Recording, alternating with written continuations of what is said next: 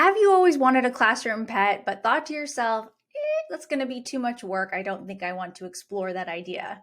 Well, I really relate to that because I used to be the exact same way. And in this video today, I'm going to talk to you about why your classroom needs a pet, coming from the perspective of someone who used to be against it and now has a few pets.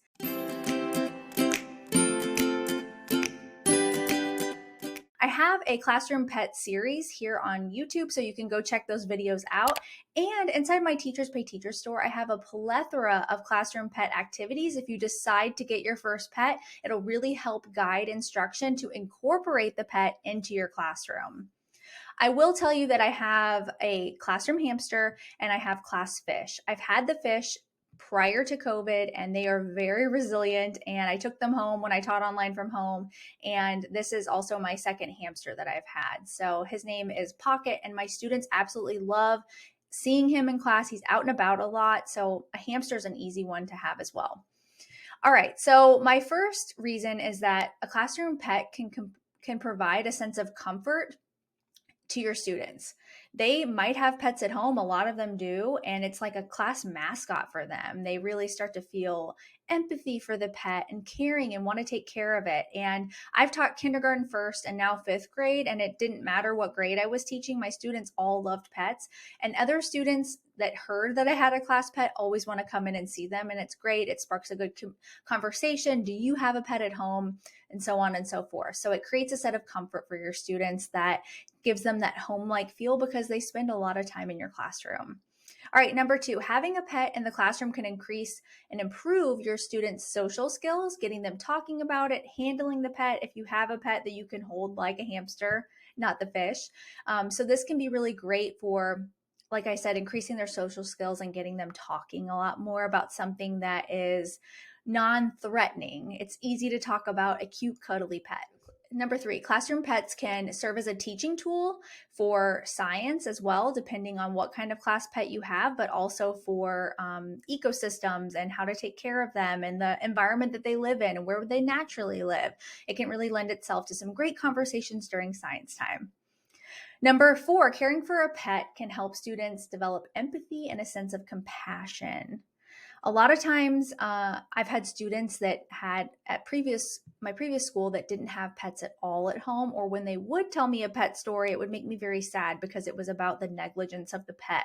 So we would have really great conversations about how to care for them. They're a living creature, why we should love them and treat them like a member of our class family. So empathy is huge with class pets. I highly recommend that as probably my favorite reason to get one. Okay, next, they can reduce stress and anxiety in both the students and the teachers. I don't know about you, but teaching is a hard job, and sometimes it's just nice to get my little hamster out. He likes to be held and just pet him and see him move around and get his attention from me, and the kids love to watch that. Now, I will tell you a little behind the scenes, he is kind of a jumper. He likes to jump out of my hands. So I started off the year letting the kids try to pet him, hold him, but it just became too overwhelming for him. It really stressed him out. Other pets that might be really great for that would be like a guinea pig or a chinchilla. I've seen those work really well in classrooms. So you could consider that as well. Hamsters are great though. You could get a really friendly one that likes to be held, but mine just happens to be a jumper. All right, classroom pets can also provide hands-on learning because you're learning about them. They're right there in front of you. We're not looking at a video. We're not looking at a textbook. It's just right there available to you. Caring for the pet can also create lifelong skills and teaching responsibility. It can be a classroom job for your students. And I know when I taught kindergarten and first grade, I was really reluctant to let them help. I would let them help though, because it's important to. However, I had to supervise it a lot. Same goes in fifth grade. I still supervise it, but they really like to help clean out the cage. And oftentimes I've let them do that while I'm helping because they're pretty good at it by fifth grade. And they like helping our classroom hamster out so much. They just love him. They love to take pictures of him. They love to write about him, tell me what he's up to. It's a great conversation piece as well. They can be a source of inspiration for creative writing. So you'll notice if you look at any of my classroom pet products inside of Teachers Pay Teachers, there's a writing element, and there's a writing journal to go along with it. There's even for pets, you can classroom hamster, fish, whichever one you have, you can also have a bar graph where you chart what they're doing every day, and the kids love doing that. So it can spark creativity in writing, and I'm telling you, it probably will be one of the best things you get for your classroom if you love pets and you feel like you can really take care of one.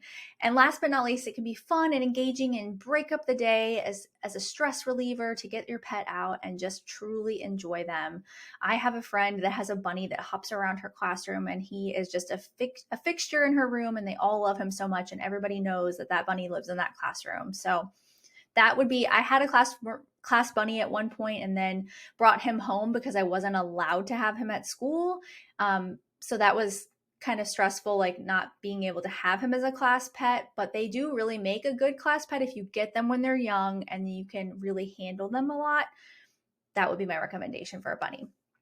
All right, I hope you will consider getting a classroom pet. Go back and watch my other classroom pet videos here on YouTube. I have a few more and a playlist. And if you're considering getting a classroom pet, let me know in the comments below which one you're thinking about getting. I'd love to talk about it.